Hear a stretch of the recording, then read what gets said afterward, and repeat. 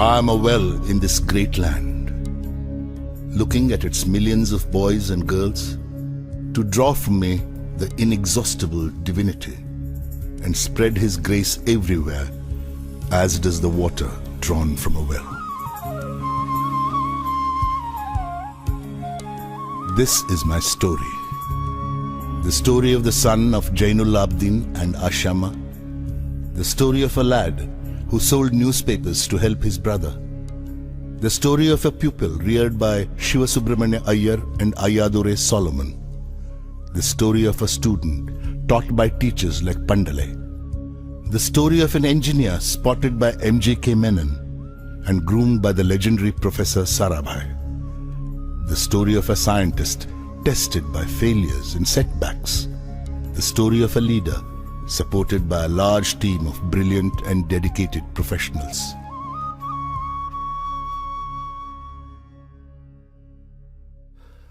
This story will end with me, for I have no belongings in the worldly sense. I have acquired nothing, built nothing, possessed nothing, no family, sons, daughters. I do not wish to set myself up as an example to others, but I believe that a few readers may draw inspiration and come to experience that ultimate satisfaction which can only be found in the life of the Spirit.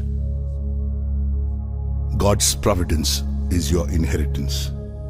The bloodline of my great-grandfather Aul, my grandfather Pakir, and my father Jainul Abdin may end with Abdul Kalam, but God's grace will never cease, for it is eternal.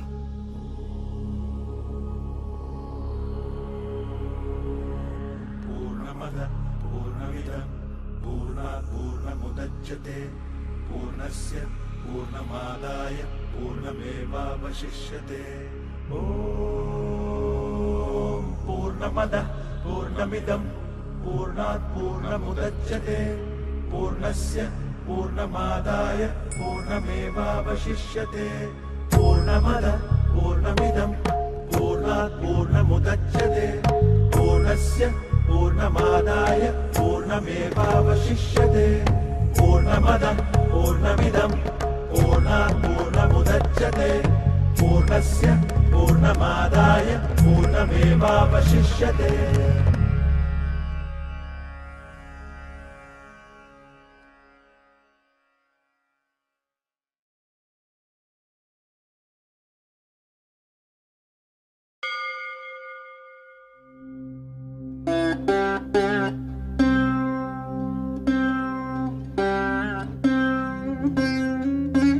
I was born into a middle-class Tamil family in the island town of Rameshwaram. My father, Jainul Abdin, had neither much formal education nor much wealth. Despite these disadvantages, he possessed great innate wisdom and a true generosity of spirit. He had an ideal helpmate in my mother, Ashima. I was one of many children, a short boy with rather undistinguished looks, born to tall and handsome parents. We lived in our ancestral house, which was built in the middle of the 19th century. It was a fairly large Pakka house on the Mosque Street in Rameshwaram. My austere father used to avoid all inessential comforts and luxuries. However, all necessities were provided for. In fact, I would say mine was a very secure childhood, both materially and emotionally.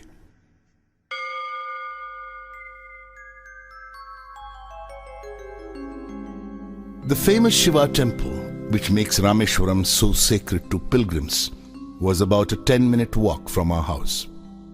Our locality was predominantly Muslim, but there were quite a few Hindu families too, living amicably with their Muslim neighbors.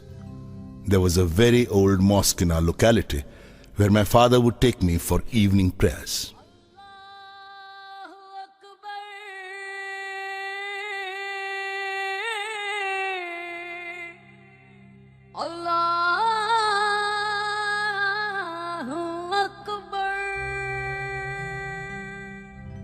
The high priest of the Rameshwaram temple, Pakshi Lakshmana Shastri, who was a very close friend of my father's.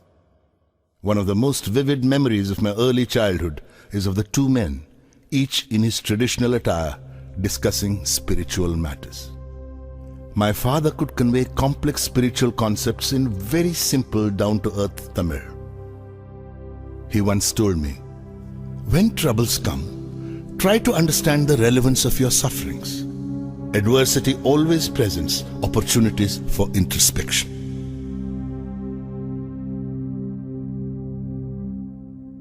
I have throughout my life tried to emulate my father in my own world of science and technology.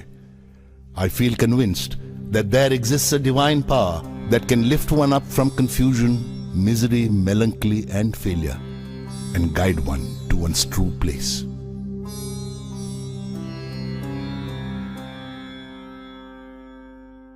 I was about 6 years old when my father embarked on the project of building a wooden sailboat to take pilgrims from Rameshwaram to Dhanushkodi and back. He worked at building the boat on the seashore with the help of a relative, Ahmad Jalaluddin, who later married my sister, Zohra.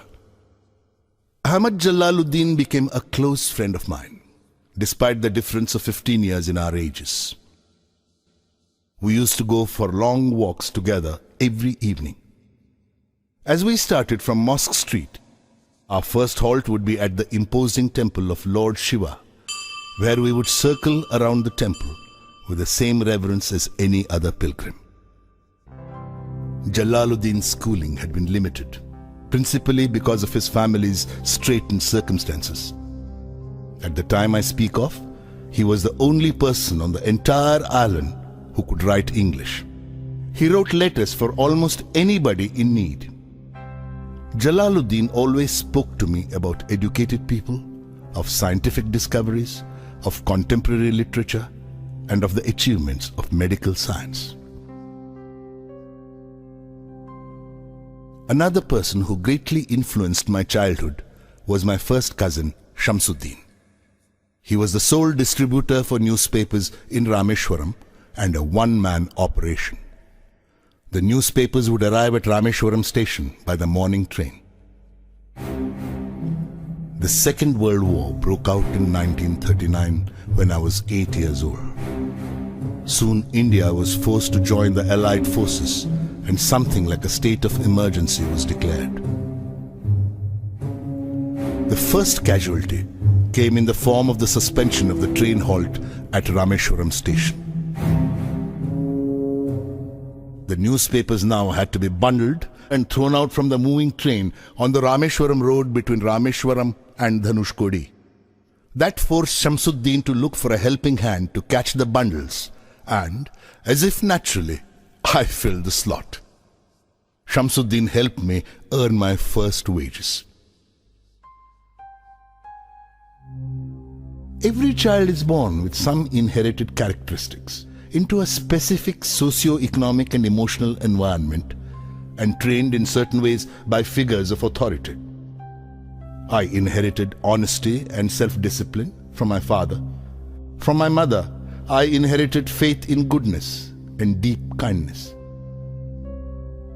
But it was the time I spent with Jalaluddin and Shamsuddin that perhaps contributed most to the uniqueness of my childhood and made all the difference in my later life.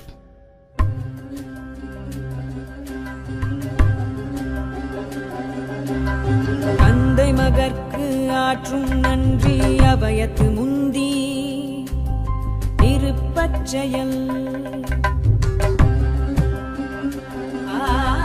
தந்தை மகற்கு ஆற்றும் நன்றி அபயத்து முந்தி இருப்பச்செயல் இருப்பச்செயல் மகன் தந்தைக்கு ஆற்றும் உதவி இவன் தந்தை என்னோற்றார்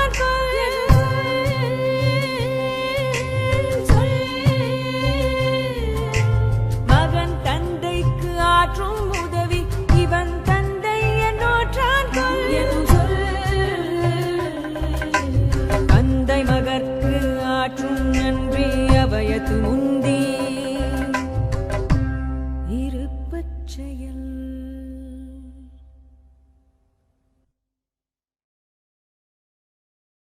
Then the war was over and India's freedom was imminent. I asked my father's permission to leave Rameshwaram and study at the district headquarters in Ramanathapuram. Shamsuddin and Ahmad Jalaluddin travelled with me to Ramanathapuram to enroll me in Schwartz High School. Somehow, I did not take to the new setting. The town of Ramanathapuram was a thriving, factious town of some 50,000 people. But the coherence and harmony of Rameshwaram was absent. I missed my home and grabbed every opportunity to visit Rameshwaram. Once I settled down at Schwartz High School, the enthusiastic 15-year-old within me re-emerged. My teacher, Ayadurai Solomon, was an ideal guide for an eager young mind that was yet uncertain of the possibilities and alternatives that lay before it.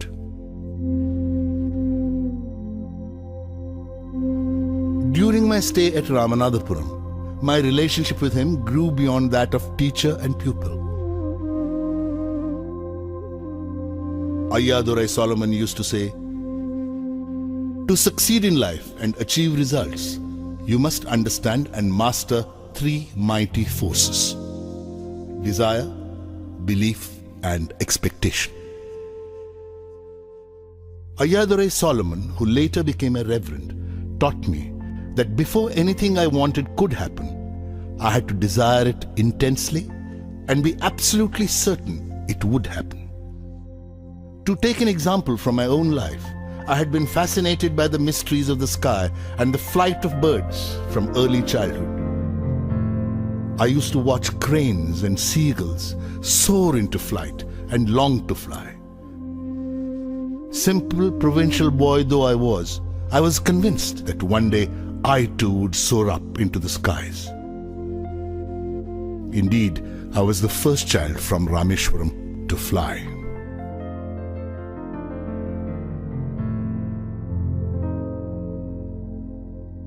By the time I completed my education at Schwartz, I was a self-confident boy determined to succeed. The decision to go in for further education was taken without a second thought. In 1950, I arrived at St. Joseph's College, Trichy, to study for the intermediate examination. When I later joined the BSc degree course at St. Joseph's, I was unaware of any other option for higher education, nor did I have any information about career opportunities available to a student of science. Only after obtaining a BSc did I realize that physics was not my subject. I had to go into engineering to realize my dreams. I wonder why some people tend to see science as something which takes man away from God. For me, science has always been the path to spiritual enrichment and self-realization.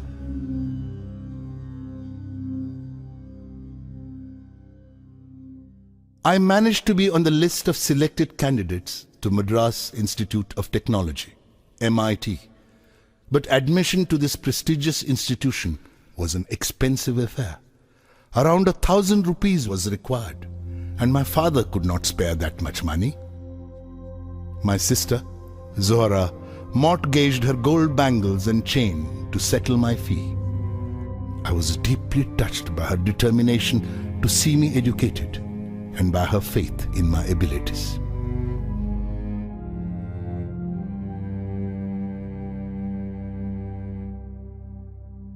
What fascinated me most at MIT was the sight of two decommissioned aircrafts displayed there. I felt a strange attraction towards them and would sit near them long after other students had gone back to the hostel.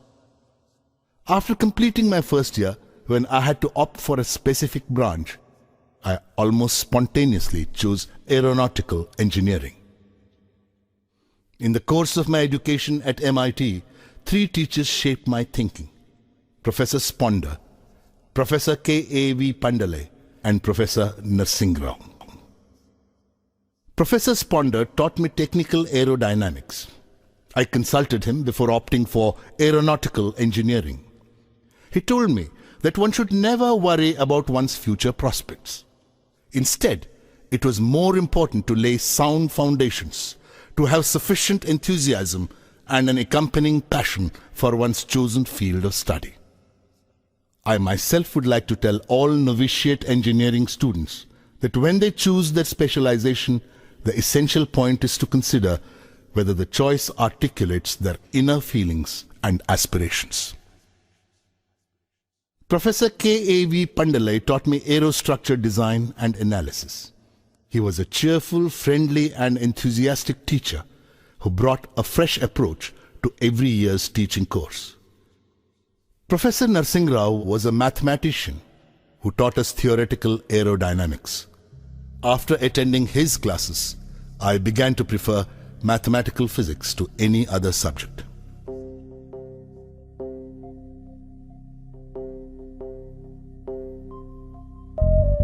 साध संगी हरि हरि नाम चित्तारा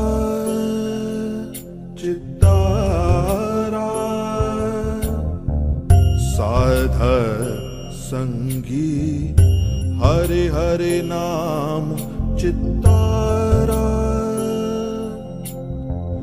सहजी अनंतु होवे दिनु राति अंकुर भलो हमारा साध संगी साध संगी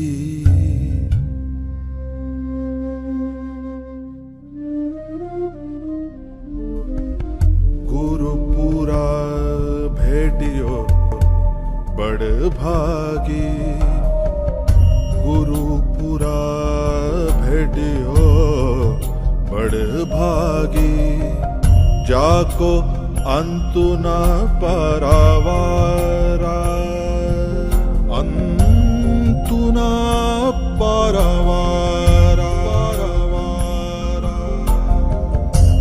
नानक सरनी गही स्वामी की पुनः पुनः नमस्कार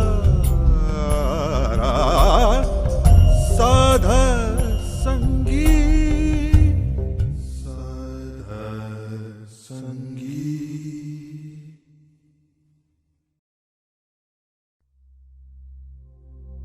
From MIT, I went to Hindustan Aeronautics Limited, HAL, at Bangalore as a trainee.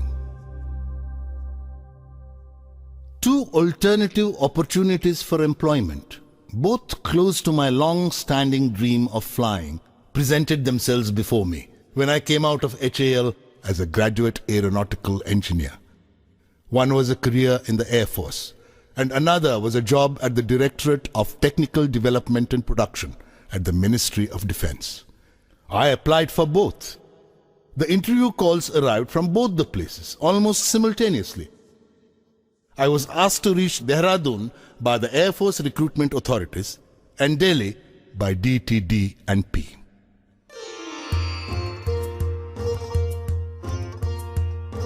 My destination was more than 2,000 kilometers away and was to be my first encounter with the vastness of my motherland. Through the window of the compartment, I watched the countryside slip past. It is astonishing how the landscape changes as one moves northwards. I halted for a week in Delhi and appeared for the interview at DTD&P. I did well at the interview. Then I proceeded to Dehradun for my interview at the Air Force Selection Board. I could only finish 9th in the batch of 25. I was deeply disappointed, and it took me some time to comprehend that the opportunity to join the Air Force had just slipped through my fingers. I trekked down to Rishikesh with the knowledge that the days ahead would be difficult. I bathed in the Ganga and walked to the Shivananda ashram, situated a little way up the hill. I met Swami Shivananda, a man who looked like a Buddha wearing a snow-white dhoti and wooden slippers. I was struck by his irresistible, almost childlike smile and gracious manner. I told him about my unsuccessful attempt to join the Indian Air Force and my long-cherished desire to fly. He smiled and said, "Desire, when it stems from the heart and spirit, when it is pure and intense, possesses awesome electromagnetic energy. This energy is released into the ether each night as the mind falls into the sleep state. Each morning, it returns to the conscious state, reinforced with the cosmic currents.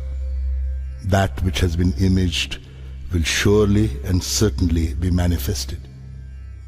You can rely, young man, upon this ageless promise as surely as you can rely upon the eternally unbroken promise of sunrise and of spring." I returned to Delhi and inquired at the DTDP about the outcome of my interview. In response, I was handed my appointment letter. I joined the next day as senior scientific assistant on a basic salary of rupees 250 per month. 3 years passed. Then the Aeronautical Development Establishment, ADE, was born in Bangalore, and I was posted to the new establishment. Bangalore as a city was in direct contrast to Kanpur, where I had been posted during my first year at the directorate. In fact, I feel our country has an uncanny way of bringing out extremes in her people. I suppose it is because Indians have been both afflicted and enriched by centuries of migrations. Loyalty to different rulers has dulled our capacity for a single allegiance. Instead, we have developed an extraordinary ability to be compassionate and cruel, sensitive and callous, deep and fickle, all at the same time. To the untrained eye, we may appear colorful and picturesque. To the critical eye, we are but shoddy imitations of our various masters. In Kanpur, I saw pan-chewing imitations of Wajid Ali Shah, and in Bangalore, it was replaced by dog-walking sahibs. In Bangalore, too, I longed for the depth and calmness of Rameshwaram.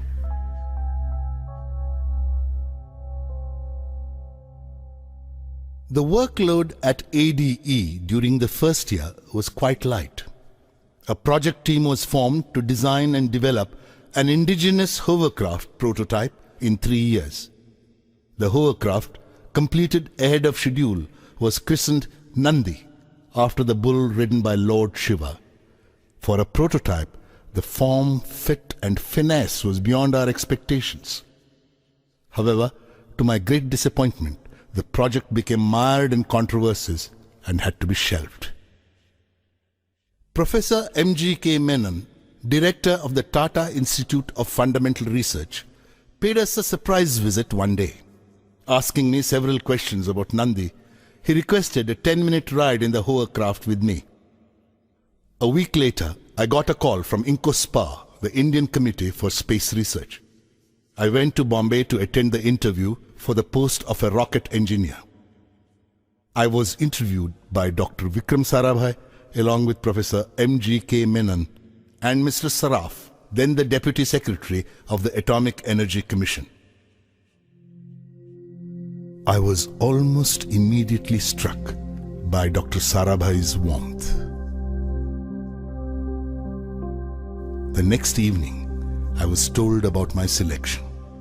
I was to be absorbed as a rocket engineer at INCOSPA.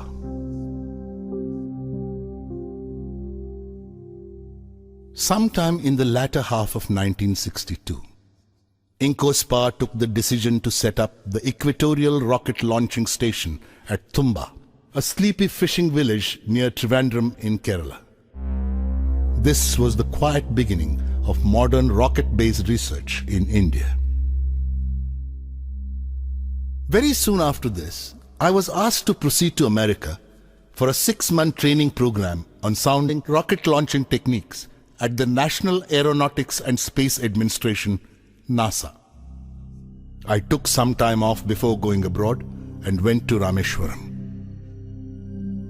My father was very pleased with this opportunity that had come my way. He took me to the mosque and organized a special namaz in thanksgiving.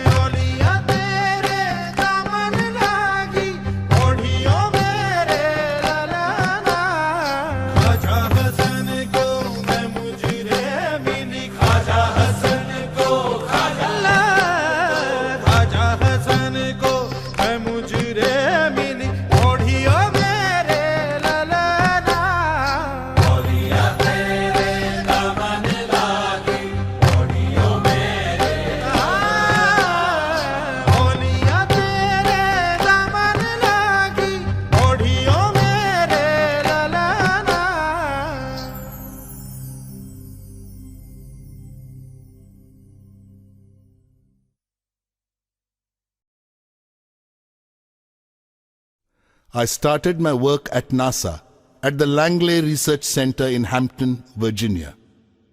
Later, I went to the Goddard Space Flight Center at Greenbelt, Maryland.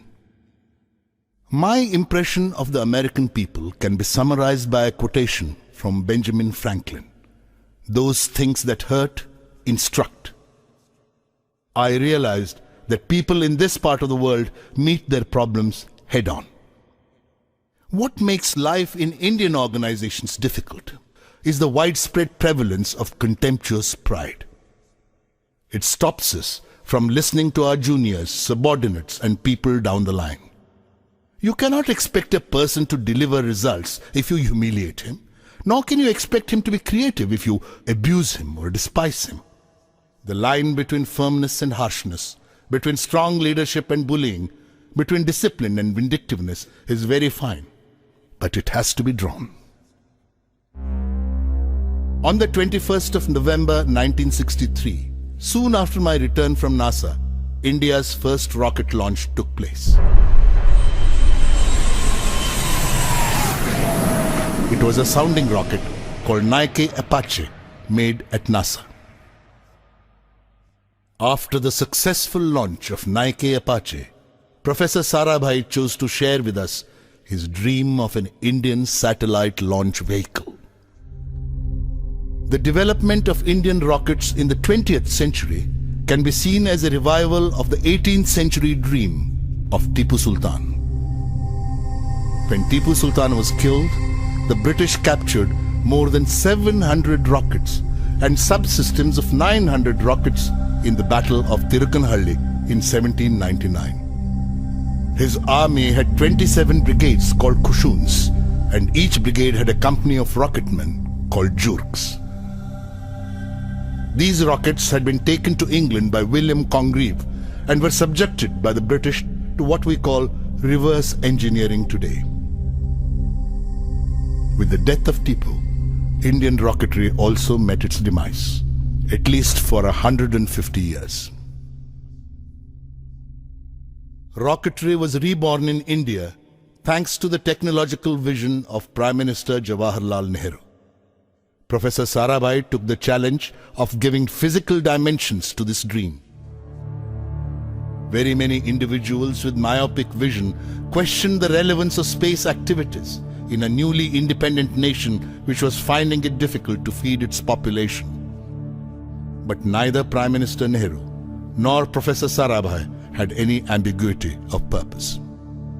Their vision was very clear. If Indians were to play a meaningful role in the community of nations, they must be second to none in the application of advanced technologies to their real-life problems. They had no intention of using it merely as a means to display our might. Slowly but surely, 2 Indian rockets were born at Tumba. They were christened Rohini and Menaka. The following year, Professor Sarabhai wanted to see me urgently in Delhi. At the meeting, I was introduced to Group Captain V.S. Narayanan from Air Headquarters. Professor Sarabhai unfolded his plan of developing RATO, Rocket-Assisted Takeoff System, for military aircraft. By that evening, the news was out. India was taking up indigenous development of a device to help short-run takeoffs by high-performance military aircraft, and I was to head the project. I was filled with many emotions: happiness, gratitude, a sense of fulfillment. And these lines from a little-known poet of the 19th century crossed my mind. For all your days prepare, and meet them ever alike. When you're the anvil, bear. When you're the hammer, strike. Two significant developments occurred during the work on RATO. The first was the release of a 10-year profile for space research in the country, prepared by Professor Sarabhai. To me, it was the romantic manifesto of a person deeply in love with the space research program in his country. The second development was the formation of a missile panel in the Ministry of Defense. Both Narayanan and I were inducted as members. The Future Satellite Launch Vehicle, SLV, had also been conceived by this time. Professor Sarabhai had already handpicked a team to give form to his dream of an Indian SLV. I consider myself fortunate to have been chosen to be the project leader. Professor Sarabhai gave me the additional responsibility of designing the fourth stage of the SLV. It was my usual practice to brief Professor Sarabhai after every missile panel meeting.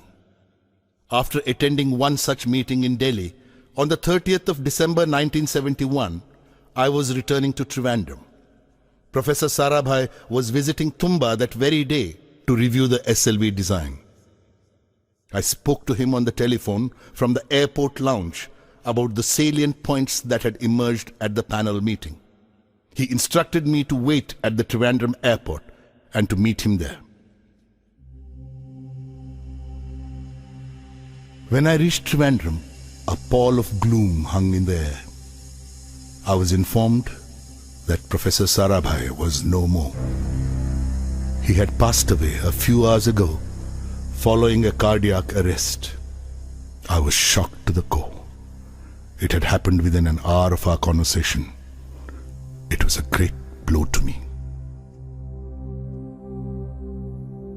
I consider Professor Sarabhai as the Mahatma Gandhi of Indian science, generating leadership qualities in his team and inspiring them through both ideas and example.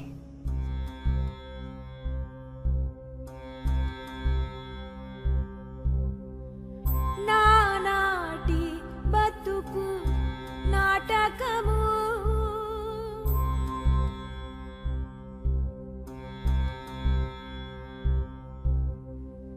Nanati batuku natakamu Kanaga kannadi kaivalyamu Kanaga kannadi kaivalyamu Nanati batuku natakamu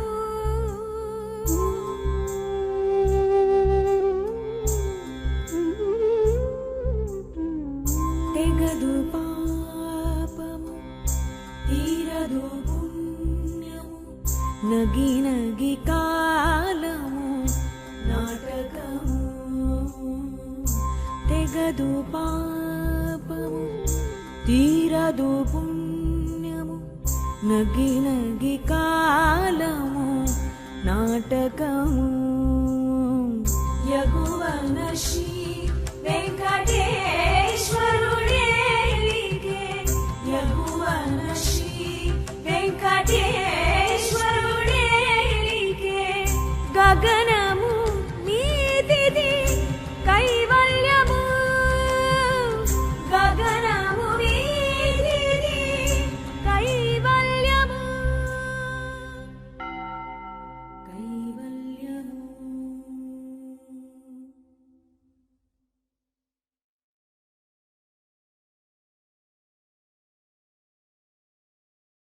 After an interim arrangement with Professor M.G.K. Menon at the helm, Professor Satish Dhawan was given the responsibility of heading the Indian Space Research Organization, ISRO. The whole complex at Tumba was merged together to form an integrated space center and christened the Vikram Sarabhai Space Center, VSSC, as a tribute to the man to whom it owed its existence. The renowned metallurgist Dr. Brahm Prakash took over as its first director. Anyone who has taken up the responsibility to lead a team can be successful only if he is sufficiently independent, powerful, and influential in his own right to become a person to reckon with. This is perhaps also the path to individual satisfaction in life, for freedom with responsibility is the only sound basis for personal happiness. What can one do to strengthen personal freedom? I would like to share with you two techniques I adopt in this regard. First, by building your own education and skills. Knowledge is a tangible asset, quite often the most important tool in your work. The more up-to-date the knowledge you possess, the freer you are. Knowledge cannot be taken away from anyone except by obsolescence. A leader can only be free to lead his team if he keeps abreast of all that is happening around him in real time. To be a successful team leader, one has to stay back after the din and clutter of a working day to emerge better equipped and ready to face a new day. The second way is to develop a passion for personal responsibility. The sovereign way to personal freedom is to help determine the forces that determine you. Work for the things you believe in. If you do not, you are surrendering your fate to others. The first 3 years of the SLV project was the period for the revelation of many fascinating mysteries of science. Gradually, I became aware of the difference between science and technology, between research and development. Science is inherently open-ended and exploratory. Development is a closed loop. Mistakes are imperative in development and are made every day. But each mistake is used for modification, upgradation, or betterment. Like any other act of creation, the creation of the SLV-3 also had its painful moments. One day, when my team and I were totally engrossed in our work, the news of a death in the family reached me.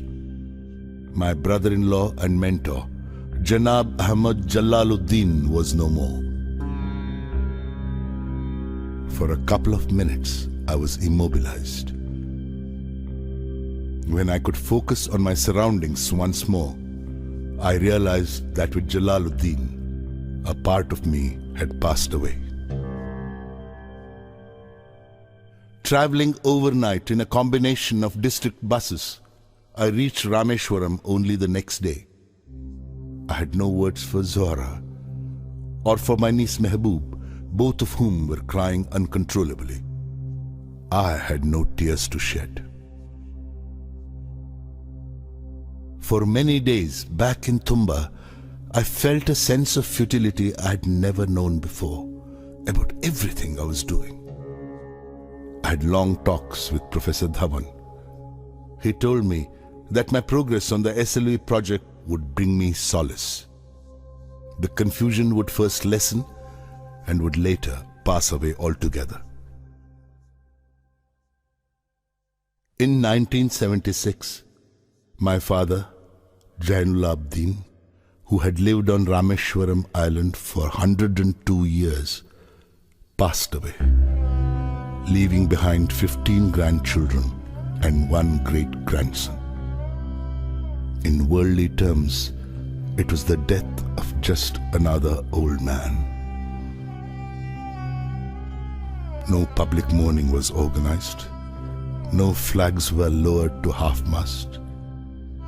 No newspaper carried an obituary for him. He was not a politician, a scholar, or a businessman. He was a plain and transparent man. His life inspired the growth of all that was benign and angelic, wise and noble.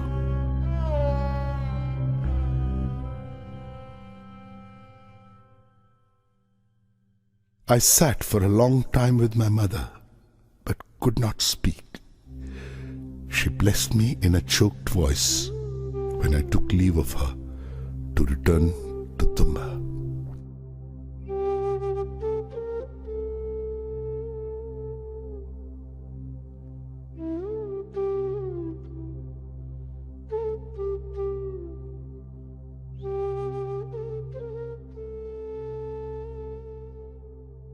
The SLV-3 Apogee rocket, scheduled to be flight tested in France, was mired with problems. I had to rush to France to sort them out. Before I could depart, I was informed that my mother had passed away. With 3 deaths in the family, I needed total commitment to my work in order to keep performing.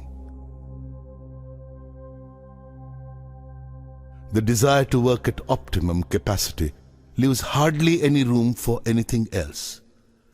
With this total commitment and single-mindedness, the SLV-3 dream was finally realized in the middle of 1979. We had scheduled the first experimental flight trial of SLV-3 for the 10th of August 1979. The 23-meter-long 4-stage SLV rocket, weighing 17 tons, took off elegantly at 7:58 hours.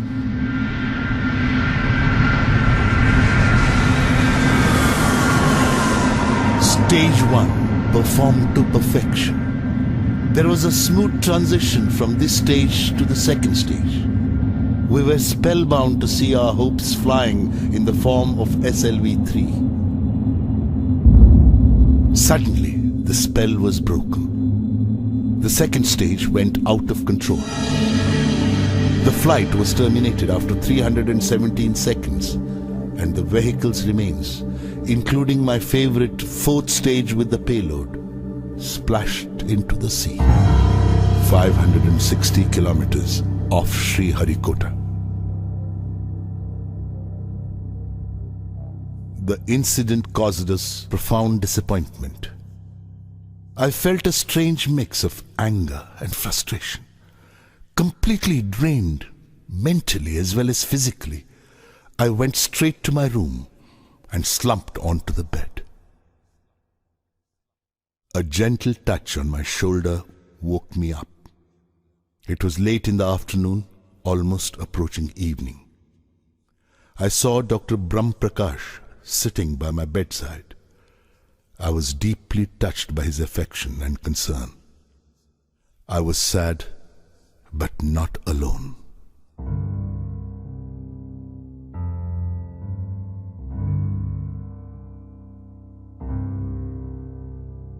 A post-flight review established that the mishap occurred because of the failure of the second stage control system. Everybody was convinced by the technical cause and effect sequence presented, and there was a general feeling of satisfaction about the whole exercise of failure management measures taken. I was still unconvinced though, and felt restless. On the spur of the moment, I stood up and addressed Professor Dhawan. Sir, even though my friends have technically justified the failure, I take the responsibility for judging the RFNA leak detected during the final phase of countdown as insignificant. As a mission director, I therefore take responsibility for the SLV-3 failure.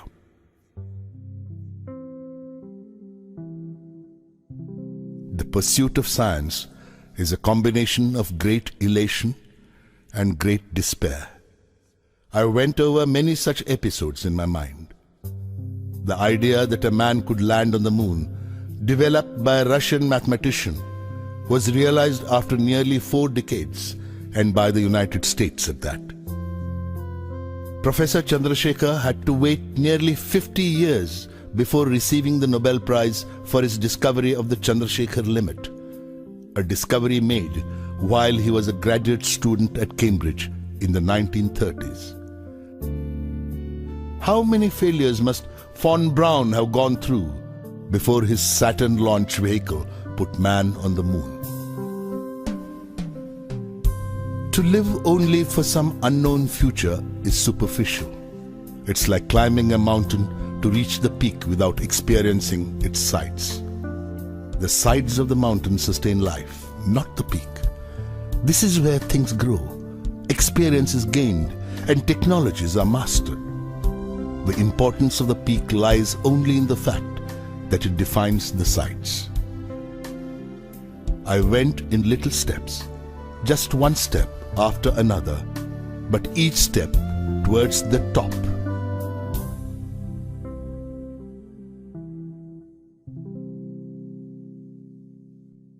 On the 17th of July 1980, 30 hours before the launch of the second SLV-3, the newspapers were filled with all kinds of predictions. Many reports preferred to trace the history of the first SLV-3 flight and recalled how the third stage had failed to ignite because of lack of fuel and the rocket had nosedived into the ocean. Some were a general prognosis of all that ailed our country and related it to the SLV-3. I knew that the next day's launch was going to decide the future of the Indian space program. In fact, to put it simply, the eyes of the whole nation were on us. In the early hours of the next day, the 18th of July 1980, at 8:03 hours to be precise, India's first satellite launch vehicle, SLV-3, lifted off. I saw the computer displaying data about stage 4 giving the required velocity to the Rohini satellite to enter its orbit. Within the next 2 minutes, Rohini was set into motion in a low Earth orbit. I spoke in the midst of screeching decibels the most important words I have ever uttered in my life. Mission Director calling all stations. Stand by for an important announcement. All stages perform to mission requirements. The 4th stage apogee motor has given the required velocity to put Rohini satellite into orbit. There were happy cries everywhere. When I came out of the blockhouse, I was lifted onto the shoulders of my jubilant colleagues and carried in a procession. The whole nation was excited. India had made its entry into the small group of nations which possessed satellite launch capability. It was both the culmination of a national dream and the beginning of a very important phase in our nation's history. Prime Minister Indira Gandhi cabled her congratulations. But the most important reaction was that of the Indian scientific community. Everybody was proud of this 100% indigenous effort. I experienced mixed feelings. I was happy to achieve the success which had been evading me for the past 2 decades, but I was sad because the people who had inspired me were no longer there to share my joy. My father, my brother-in-law Jalaluddin, and Professor Sarabhai. The credit for the successful SLV-3 flight goes first to the giants of the Indian space program, Professor Sarabhai in particular, who had preceded this effort.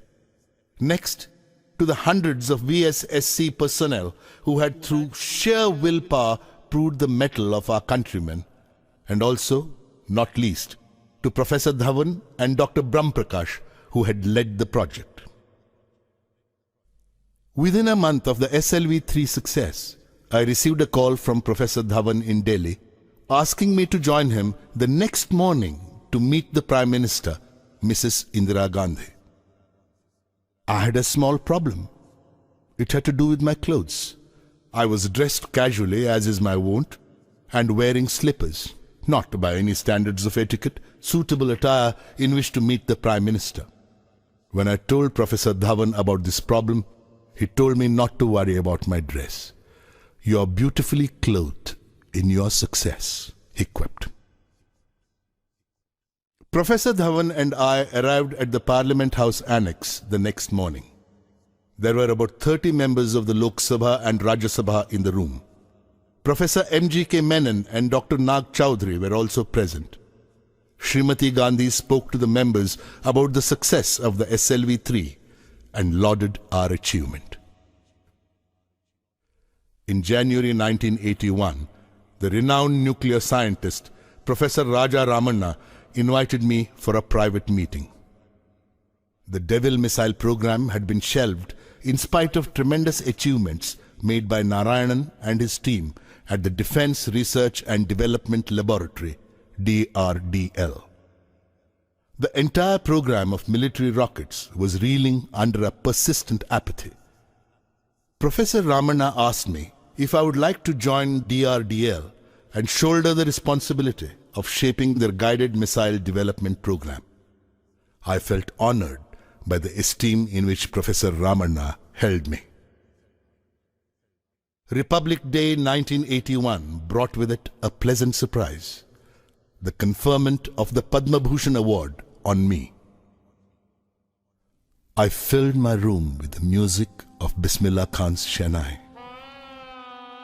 The music took me to another time, another place. I visited Rameshwaram and hugged my mother. My father ran his caring fingers through my hair. My mentor, Jalaluddin, announced the news to the crowd gathered on Mosque Street. My sister, Swara, prepared special sweets for me. Pakshi Lakshmana Shastri put a tilak on my forehead. Father Solomon blessed me holding the Holy Cross. I saw Professor Sarabhai smiling with a sense of achievement. The sapling which he had planted 20 years ago had finally grown into a tree whose fruits were being appreciated by the people of India.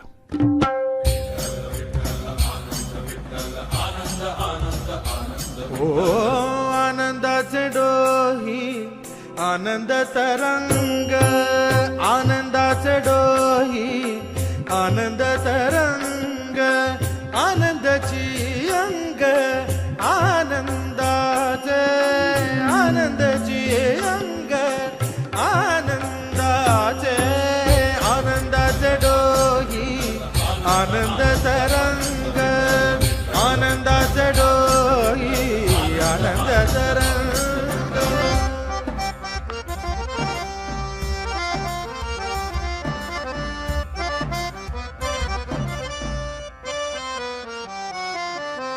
गर्भाचे आवडी मातेचा डोहळा तेथीचा जिव्हाळा तेथे बिंबे गर्भाचे आवडी मातेचा डोहळा तेथीचा जिव्हाळा तेथे बिंबे तुका म्हणे तैसा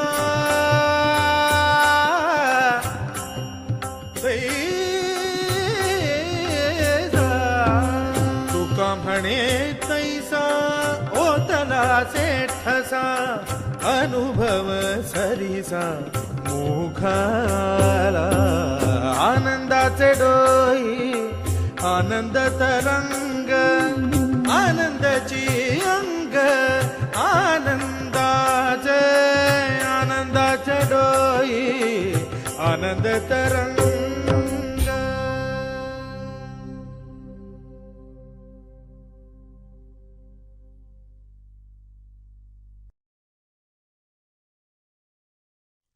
I joined DRDL on the 1st of June 1982. To the horror of many old-timers, I started inviting people from the Indian Institute of Science, Indian Institutes of Technology, Council for Scientific and Industrial Research, Tata Institute of Fundamental Research, and many other educational institutions where related experts could be found. I felt that the stuffy work centers of DRDL needed a breath of fresh air. I made a presentation in the South Block. Although some questioned our ambitious proposal, everyone was excited about the idea of India having her own missile systems. When the Defense Minister, R. Venkatraman, suggested that we launch an integrated guided missile program instead of making missiles in phases, we could not believe our ears. The proposal of the missile development project had been turned overnight into the blueprint of an integrated program with far-reaching consequences. When I presented the government-sanctioned letter before the Missile Technology Committee at DRDL, they were enthused with fire and action. The proposed projects were christened in accordance with the spirit of India's self-reliance. Thus, the surface-to-surface weapon system became Prithvi, the earth. The tactical core vehicle was called Trishul, the trident of Lord Shiva. The surface-to-air defense system was named Akash, the sky, and the anti-tank missile project Nag, Cobra. I gave the name Agni, fire, to my long-cherished dream of REX, Re-Entry Experiment Launch Vehicle. Dr. Arunachalam came to DRDL and formally launched the Integrated Guided Missile Development Program on the 27th of July, 1983. It was a great event in which every single employee of DRDL participated. Everybody who was somebody in Indian aerospace research was invited. This was the second most significant day in my career, next only to the 18th of July 1980, when the SLV-3 had launched Rohini into the Earth's orbit.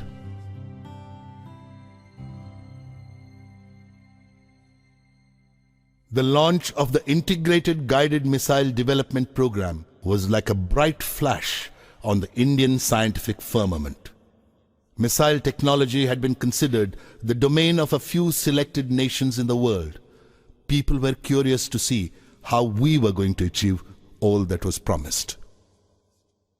We were at a meeting laying down the targets for 1984 when news came of Dr. Brahm Prakash's death on the evening of the 3rd of January at Bombay. It was a great emotional loss for me. His compassion and humility were exemplary. His healing touch on the day of the failed SLV-E1 flight surfaced in my memory, serving to deepen my sorrow.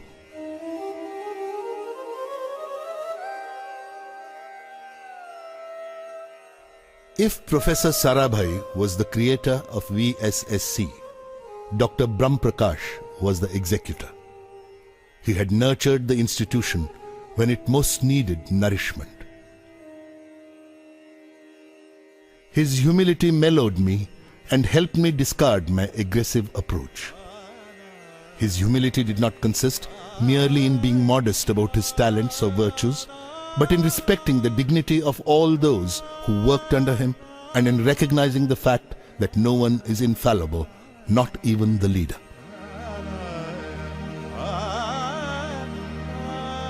He was an intellectual giant with a frail constitution. He had a childlike innocence, and I always considered him a saint among scientists.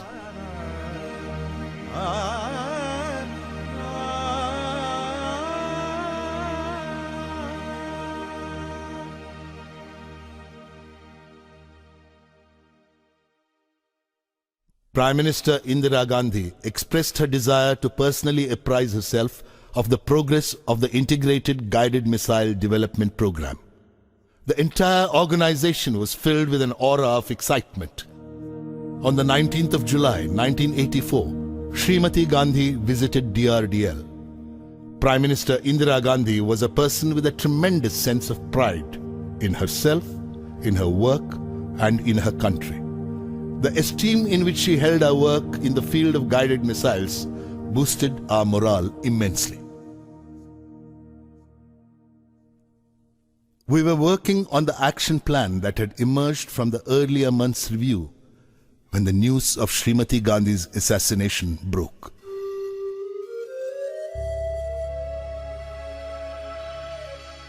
Srimati Gandhi's death was a tremendous loss to the scientific community. She had given impetus to scientific research in the country.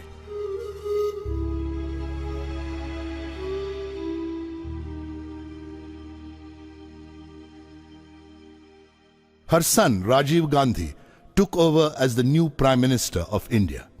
He went to the polls and obtained a mandate from the people to carry forward the policies of Mrs. Gandhi, the Integrated Guided Missile Development Program being a part of them. Work on Prithvi was nearing completion when we entered 1988. Prithvi was launched at 11:23 hours on the 25th of February. It was an epoch-making event in the history of rocketry in the country. Prithvi was not merely a surface-to-surface missile. It was, in fact, the basic module for all future guided missiles in the country. The launch of Prithvi sent shockwaves across the unfriendly neighboring countries. The response of the Western Bloc was initially one of shock and then of anger. A 7-nation technology embargo was clamped, making it impossible for India to buy anything even remotely connected with the development of guided missiles. The emergence of India as a self-reliant country in the field of guided missiles upset all the developed nations of the world.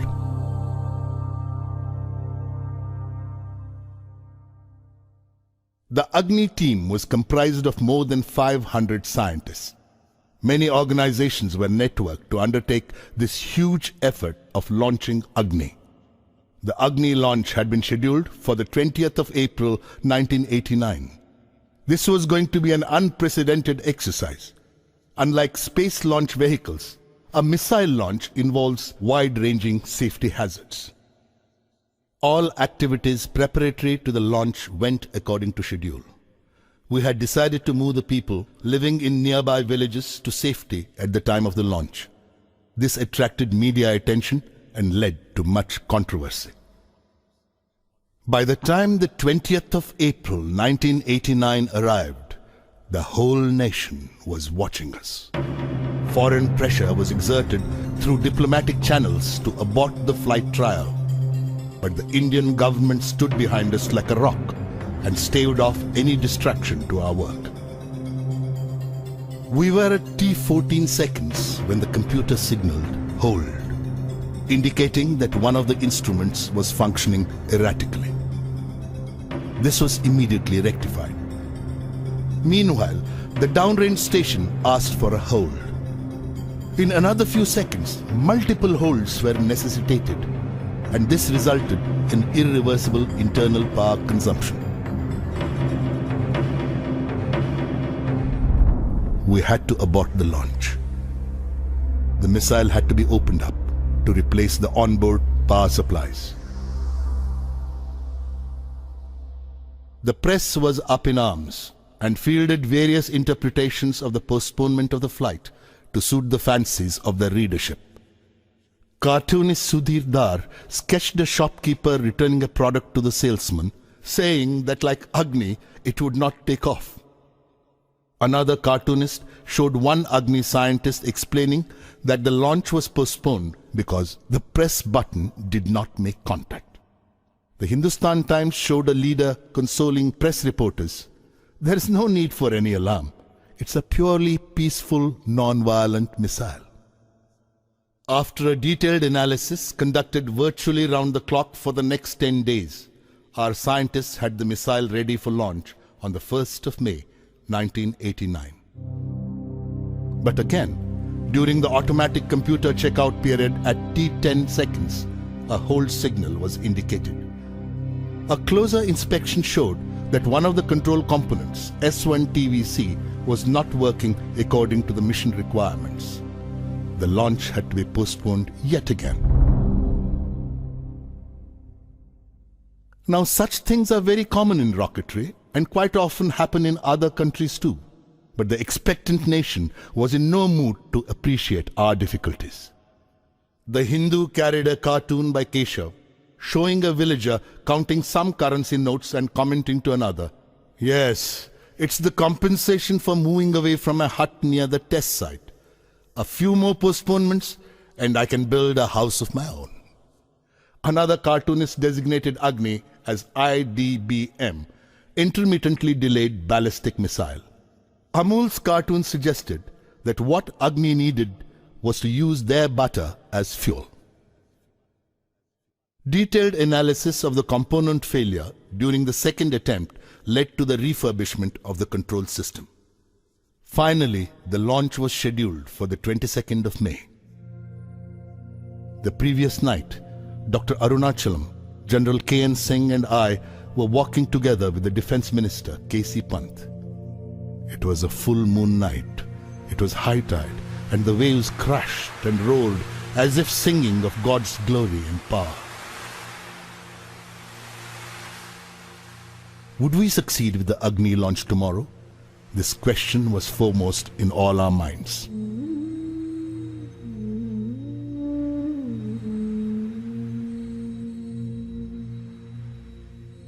Breaking a long silence, the Defense Minister finally asked me, "Kalam, what would you like me to do to celebrate the Agni success tomorrow?" What did I want? What was it that I did not have? What could make me happier? And then I found the answer. "We need 100,000 saplings to plant," I said. His face lit up with a friendly glow. "You are buying the blessings of Mother Earth for Agni," the Defense Minister quipped. "We will succeed tomorrow."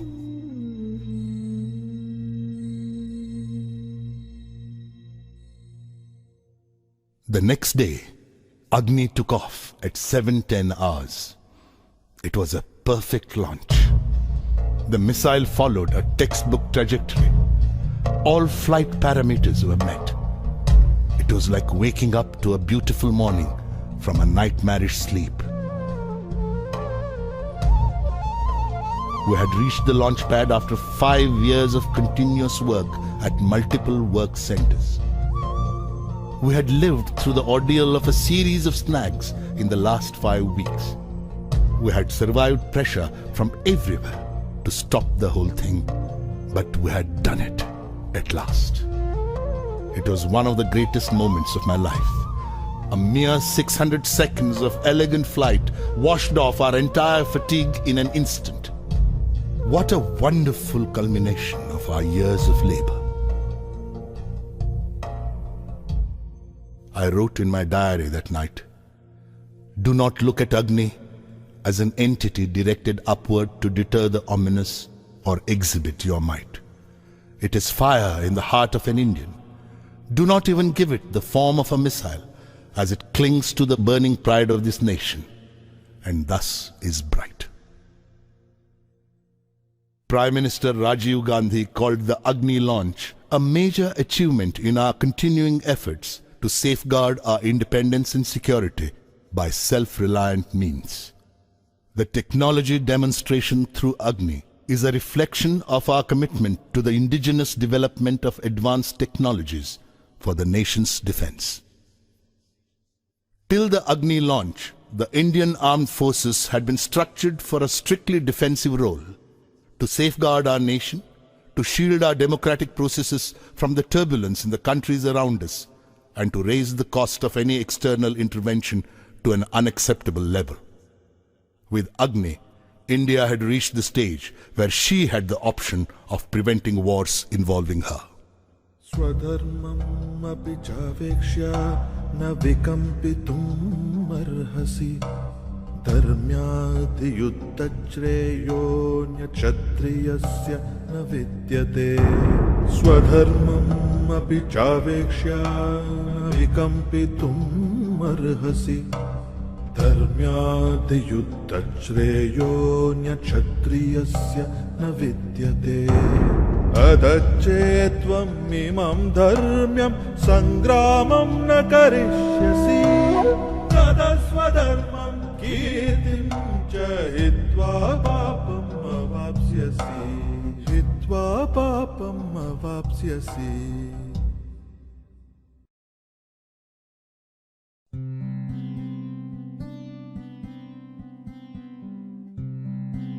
On Republic Day 1990, the nation celebrated the success of its missile program. I was conferred the Padma Vibhushan along with Dr. Arunachalam.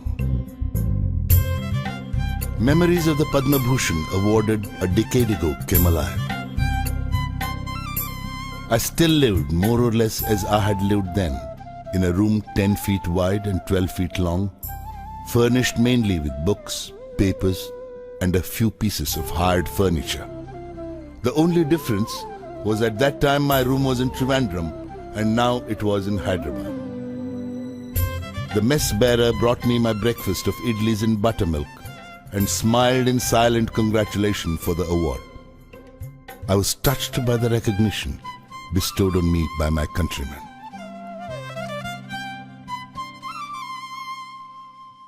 A large number of scientists and engineers leave this country at their first opportunity to earn more money abroad. It is true that they definitely get greater monetary benefits. But could anything compensate for this love and respect from one's own countrymen? On the 15th of October, 1991, I turned 60. I looked forward to retirement and planned to open a school for the less privileged children. It was during this period that I decided to put down my memoirs and express my observations and opinions on certain issues. The biggest problem Indian youth faced, I felt, was a lack of clarity of vision, a lack of direction. It was then that I decided to write about the circumstances and people who made me what I am today. The idea was not merely to pay tribute to some individuals or highlight certain aspects of my life. What I wanted to say was that no one, however poor, underprivileged or small, need feel disheartened about life. Problems are a part of life. Suffering is the essence of success. As someone said, God has not promised skies always blue, flower-strewn pathways all our life through. God has not promised sun without rain, joy without sorrow, peace without pain. I will not be presumptuous enough to say that my life can be a role model for anybody. But some poor child living in an obscure place, in an underprivileged social setting, may find a little solace in the way my destiny has been shaped. It could perhaps help such children liberate themselves from the bondage of their illusory backwardness and hopelessness.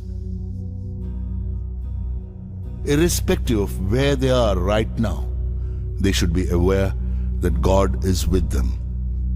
And when He is with them, who can be against them? Let the latent fire in the heart of every Indian acquire wings, and the glory of this great country light up the sky.